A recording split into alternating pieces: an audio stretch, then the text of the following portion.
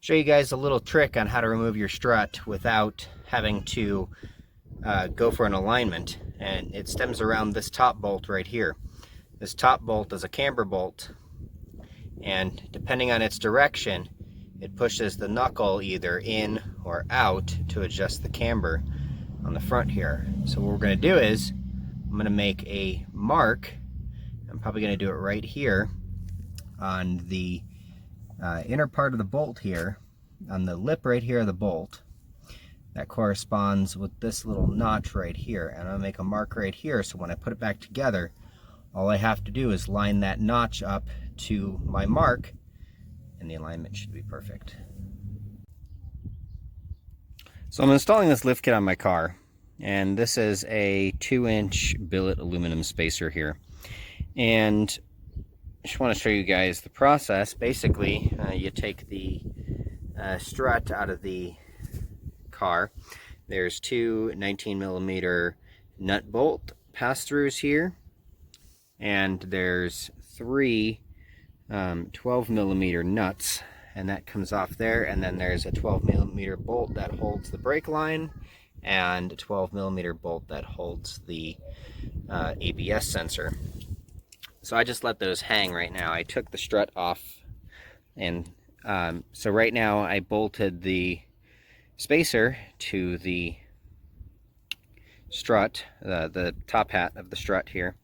The kit comes with these cool little hardened studs which have a hex on the one end of it, and I'm just going to thread these in by hand until they stop, with the closed end going into the spacer here, and the last one, so this end, the hex end, stays up.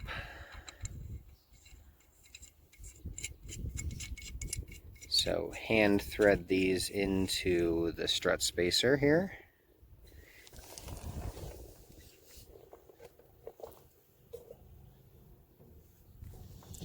Okay, so the next piece, this is a, what is it? A size 4 hex, and that fits right onto the top of the stud. And I'm going to use my electric impact until it stops. We'll do it on all 3 studs here.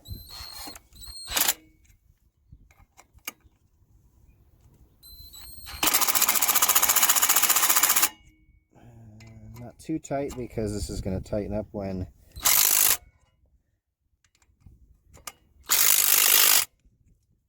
it should be good. Now we're going to fit this back into the strut tower, and we're going to tighten it up with the rest of the hardware. Alright, so I put it back up through here, and there's 3 13mm bolts, or I'm sorry, 3 13mm nuts that I'm going to tighten down.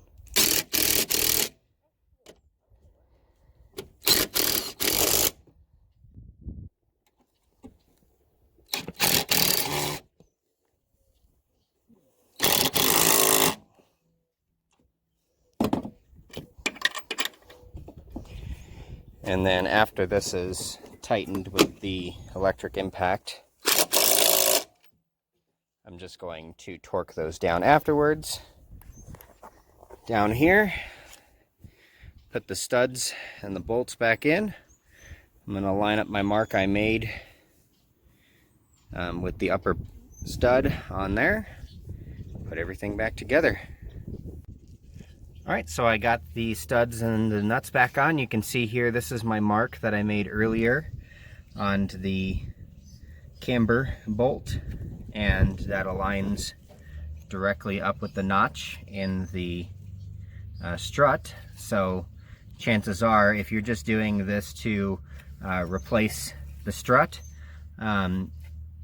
you probably won't have to get it aligned, but I'm going to be getting it aligned because I just added a I just added 3 inches of body spacer to this vehicle, so it's going to have to be aligned anyways.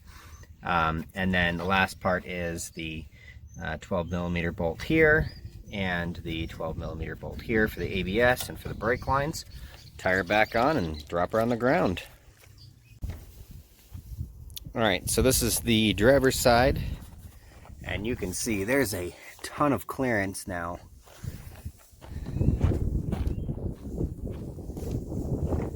And that's the passenger side of the car. There's a significant gap in the fender. I mean, half a shoe at least. And one thing I do notice is the wheel is pushed out a little bit on the top, and I'm hoping that I can correct that with an alignment. If not, I'll get the appropriate body spacers to push the geometry back to where it's supposed to be, and that shouldn't be too hard to do. Overall, it took me about 30 minutes per side, and bigger tires will help fill that gap, and we'll see how it rides. If you like what I do here, consider subscribing to the channel, like the video, share it with your friends. I'll be linking the lift kit that I chose in the description here to the video.